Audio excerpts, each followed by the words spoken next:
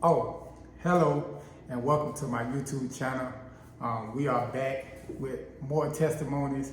I'm going to be sharing right here on the channel. And as we dive in, I want you guys to get comfortable, put your feet up. Let's go on this ride. Let's go on this journey as I tell my testimony of how I became a minister. And I just want to kind of go over a little bit kind of what I shared in my intro video. Also, if those who haven't had a chance to view that, I will leave a link down up under the content.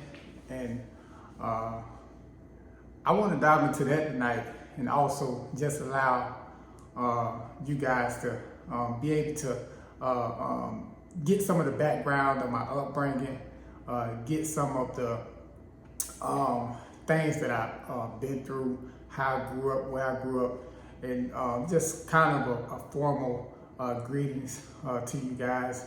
Let you guys know, hey, I'm just like you guys. I grew up rough neighborhoods, did things that wasn't godly, but here I am today, walking with purpose, walking with identity, walking in the will of God. And I'm so grateful to be able to share my story.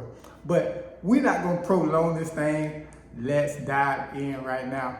I want to bag up and really dive into a little bit of what I kind of gave you guys last time. I wasn't raised in the church.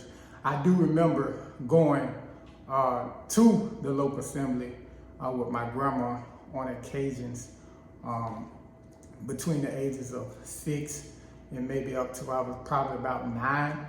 I do recall attending church, but I wasn't raised in the church. Church wasn't something that I went through daily or weekly. It was just something that I just grew up going with my grandma on occasions. And at that time, my grandma was saved in her maybe probably her early middle 50s or late 50s, and I remember her just going to church often.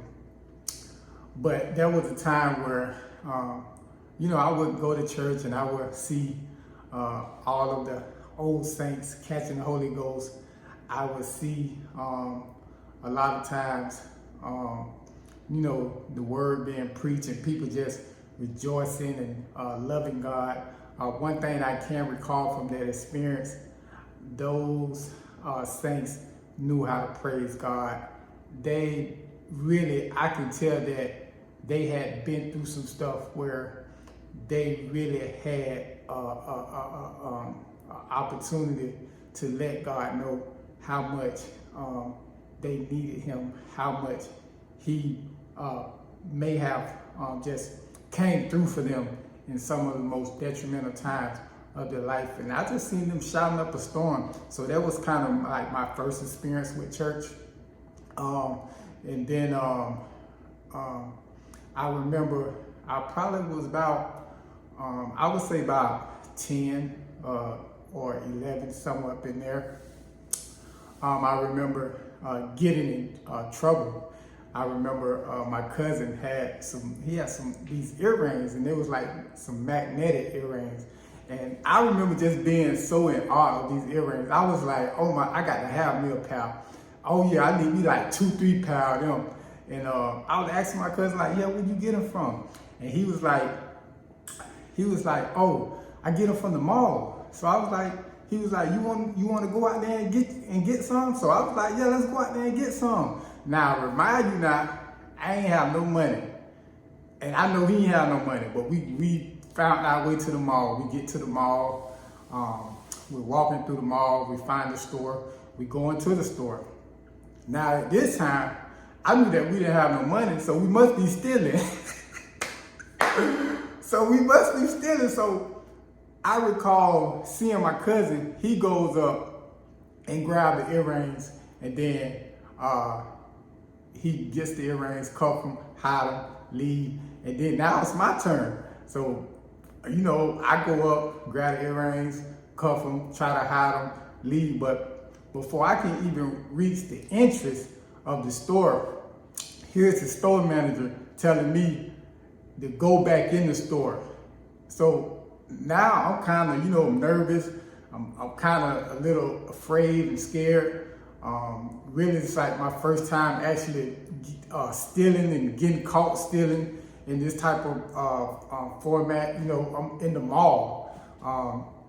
And man, that guy told me to go back, and I went back in the store. I was nervous. I knew I still had the earrings on me. So he took me in his office, and he was like, where are the earrings?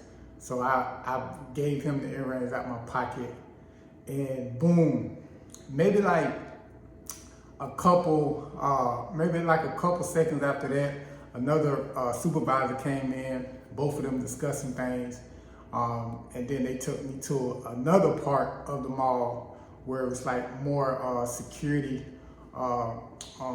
figures, and they was kind of talking amongst each other. Then they told me what was going on.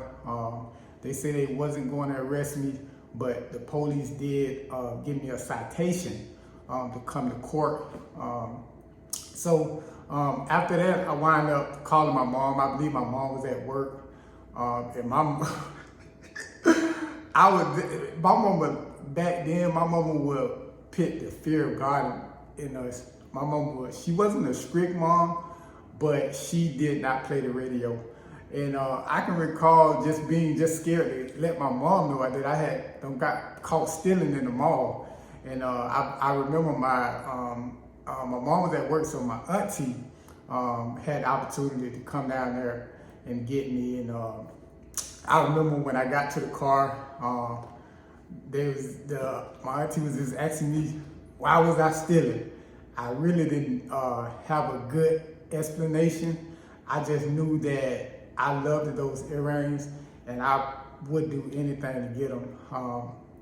So that was that. Maybe like, I would say about a couple weeks, I received in the mail some court stuff. Had to go to court. So my mom was taking me back and forth to court. She really wasn't mad at me. She just was like asking me why was I stealing. She would have given me the money for it or whatever. So maybe about a month later, I wind up with settling the case, pleading guilty.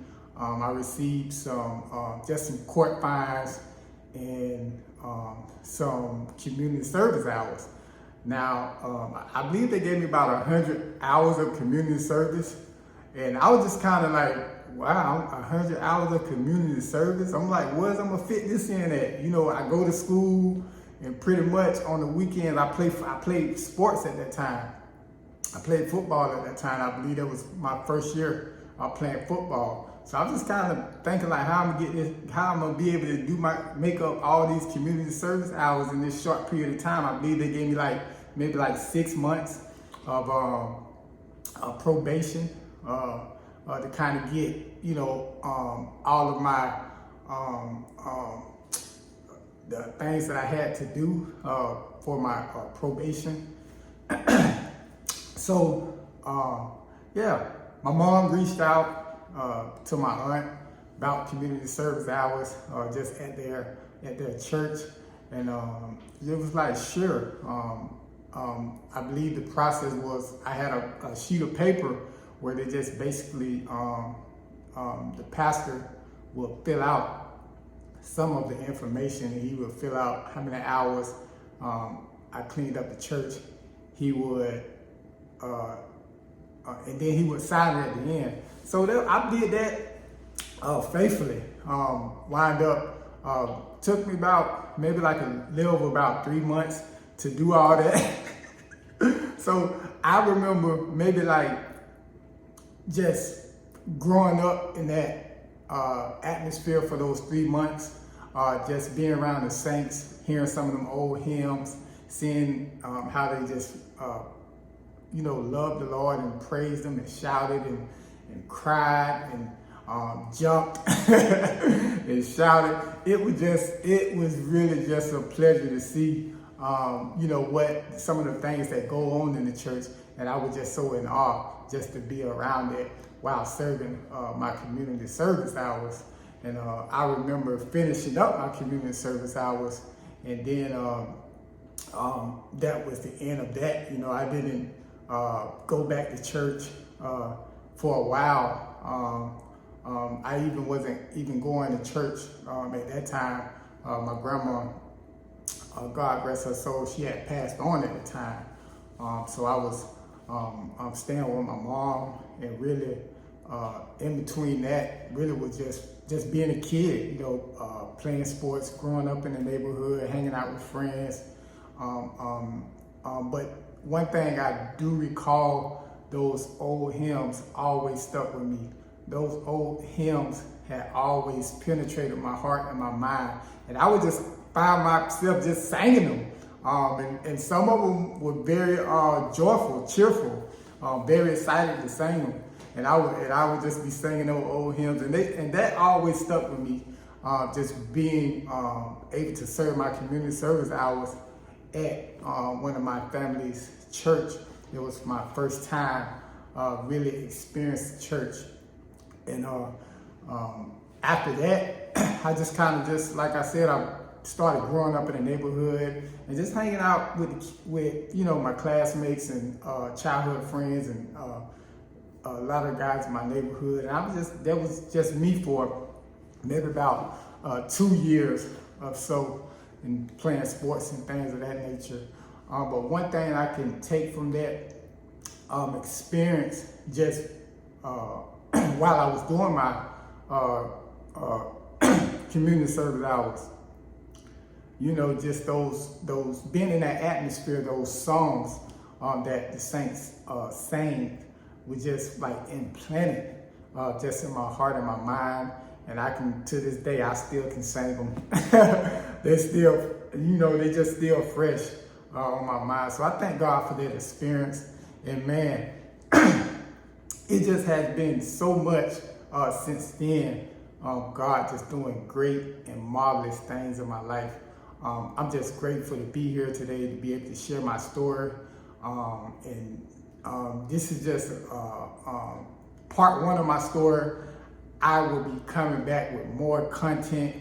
You guys stay tuned. I promise you, you will not want to get off this ride. So before I end, I just want to let you guys know, feel free to like, share, comment, and also subscribe to my channel. Because you can get all of my new content that I'm going to be dropping right here. And I believe that those who are going to be observing, connected, tuned in, tapped in, I believe that it's going to be something that I'm going to share in my testimony that is really going to help you in your spiritual journey or in your quest to get to know God, or even to start to develop a relationship with Him. I believe that I'm going to say something that's going to be very impactful. So thank you all for tuning in. That's all I have for the moment. I will be right back with another video.